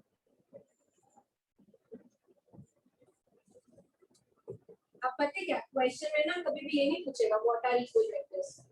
बड़े हो गए हैं ना, 9th 10th में ही पूछ सकते थे। क्वेश्चन में कभी नहीं पूछेंगे what are equal vectors. Question में एक बड़ा क्वेश्चन होगा, उसकी छोटी से छोटी जगह पे ये बात लिखी होगी कि given two vectors a and b such that a is equals to this, या कई बार खाली a is equals to b लिखा। इन दोनों में क्या फर्क है? कोई नया बच्चा बताओ बेटा, आप भी न्यू हो या बैच चेंज न्यू हो ना? स्केलर तो है, पर मैंने इसी का ऐसे लिख दिया ना, जब इसका मैं ऊपर का एरो हटा दूं। हाँ, आप सही समझ, उसमें नहीं ऊपर का, ऊपर वाली स्टेटमेंट का क्या मतलब है इसका? ट्राई करना है, आप तो पहली बार सुन रहे हो, ट्राई करो, गलत हो भी जाता है तो कोई बड़ी बात नहीं।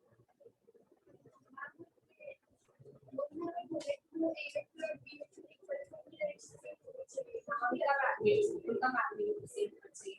जो बॉक्स में लिखा है भाई, जो बॉक्स में लिखा है उसका मतलब है कि वेक्टर्स इक्वल बता दिए, उसका मतलब है ए और बी का मैग्नीट्यूड भी सेम है और ए और बी की डायरेक्शन भी सेम है। ठीक है, और जो ऊपर लिखा है ना सिंपल, उसका मतलब है जो आपने कहा तो मैग्नीट्यूड कह रहे हैं उसकी डायरेक्शन है। Simple a is equals to b लिखने का मतलब है कि उनके मैग्नीट्यूड इक्वल है, डायरेक्शन के बारे में कोई नॉलेज नहीं है। मैंने क्या था क्वेश्चन में दे दिया गया आपको कि given two vectors such that एक बात लिखी ये और एक बात लिखी गई है ये। अगर ये लिखी गई है इसका मतलब वेक्टर्स इक्वल वेक्टर्स है, मतलब उनका मैग्नीट्यूड और डायरेक्शन दोनों सेम है। अगर ऊपर वेक्टर साइन के साथ लिखा जा रहा है तो सिंपल लिख दिया जाए a is equals to b। आपको पता है ये खाली मैग्नीट्यूड को रिप्रेजेंट करेगा ना। अब हम वेक्टर नहीं चलाएंगे, अब ना स्केलर की बस डेफिनेशंस तक करनी है। अब हम प्रॉपर वेक्टर अलजेब्रा करते हैं। तो स्केलर अभी दिया अभी हां ये है खुद में एक मैग्नीट्यूड है कि 5 नंबर होगा ये, बस मैग्नीट्यूड मतलब वो 5 है या 6 है या 100 है। a is equals to b लिख देने का मतलब है कि सिर्फ उनके मैग्नीट्यूड इक्वल है। मैं बोल दूं गिवन टू वेक्टर्स, लिख ही लेती हूं कि अगर ऐसा बोल दिया जाए कि have been given two vectors a and b such that a is equals to b। उसके बाद वो आगे जो हम आगे पढ़ने वाले हैं उन चीजों का एडिशन सब्ट्रैक्शन का क्वेश्चन बनेगा। मैंने आपको कहा ना ये तो क्वेश्चन का एक सब पार्ट बने, मतलब सब पार्ट एक इंफॉर्मेशन बनेगी। तो सिर्फ ये लिखा गया है तो ये सिर्फ ये बता रहा है कि a का मैग्नीट्यूड और b का मैग्नीट्यूड सेम है, कि लेंथ सेम है, बट डायरेक्शन पे कोई कमेंट नहीं करा मुझे। अगर मैं इतनी लेंथ का ऐसे बना दूं ये a वेक्टर है, इतनी ही लेंथ में b की भी बना दूं, मान के चलो कि ये लेंथ भी अगर 5 बनाई है, ये भी 5 भी मैं बना रही हूँ अपनी तरफ से, तो डायरेक्शंस के बारे में कुछ नहीं कह रहा, पर ये कह रहा है कि जितनी इसकी लेंथ है ना, अगर ये 5 है तो ये भी 5 है। दोनों बातों में फर्क पता चला कि ये लिख देने का मतलब है ए भी ऐसे है बी भी ऐसे है। इधर का मतलब है ये ऐसे भी हो सकता है ऐसे भी हो सकता है, ऊपर भी हो सकता है इधर भी, बस लेंथ बराबर बननी चाहिए। ये लेंथ x है तो ये भी x बनेगी। यहाँ तक किसी को डाउट है तो पूछ लो, अदरवाइज क्लास आज की एंड करते हैं। किसी को डाउट, किसी न्यू स्टूडेंट को कोई प्रॉब्लम चैट बॉक्स में, किसी को कोई डाउट है कुछ पूछना है या मैं मीटिंग एंड कर दूं? आ रही हूँ।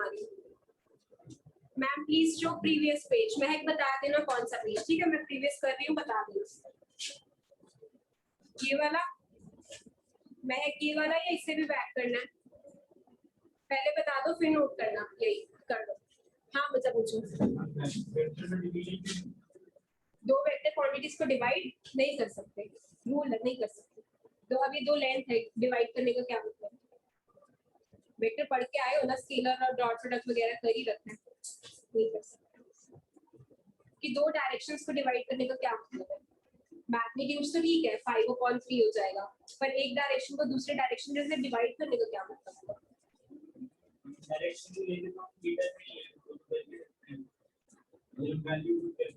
नहीं डायरेक्शन एक है तो सही ना, थीटा ये करना तो मैथमेटिकली हमको करना है, पर डायरेक्शन एक वो है तो सही ना कि ये इस सीध में जा रहा है या ऊपर जा रहा है नीचे जा रहा है, यही डायरेक्शन है। इसको थीटा थोड़ी ना कोई भी किसी को भी बताएगा तो ऐसे ही बताएगा ना, ऊपर या नीचे। थीटा कह के तो नहीं बताएगा ना। ऊपर वाली डायरेक्शन को नीचे वाली डायरेक्शन से डिवाइड करने का क्या मतलब? किसी को डाउट? ऑनलाइन में किसी को डाउट है तो चैट बॉक्स में बता दो, बट विद सेइंग नो। बाकी फिनिश कॉपी दिखाइए। ठीक है तो मैं मीटिंग ऐड कर रही हूँ बच्चा।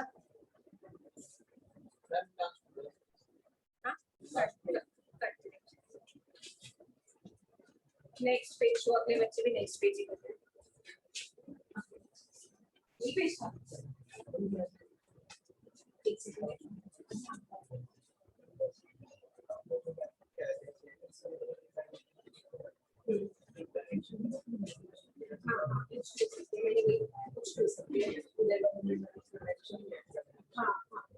मैंने क्वेश्चन याद रखा है, मैंने ये तो मैंने ये बताया क्वेश्चन में आपको कैसे, तो क्वेश्चन को ये पूछना होता है। क्वेश्चन की स्टेटमेंट ऐसी बनी होगी जैसे मैंने कहा क्वेश्चन याद रखा है कि आगे एडिशन सब्ट्रैक्शन का क्वेश्चन बनाते हैं।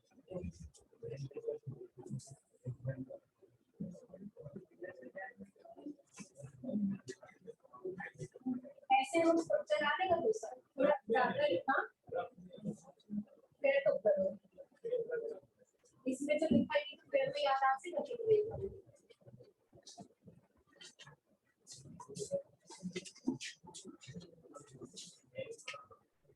मीटिंग एंड कर दूं? उत्सव का ठीक है। किसी को स्टॉप करना है चैट बॉक्स में तो बता दो, अदरवाइज मैं मीटिंग एंड कर रही हूँ ऑनलाइन वाले बच्चों।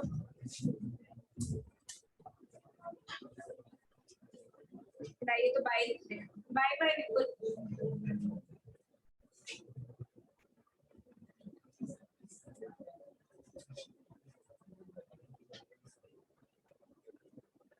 मैं मीटिंग एंड कर रही हूँ।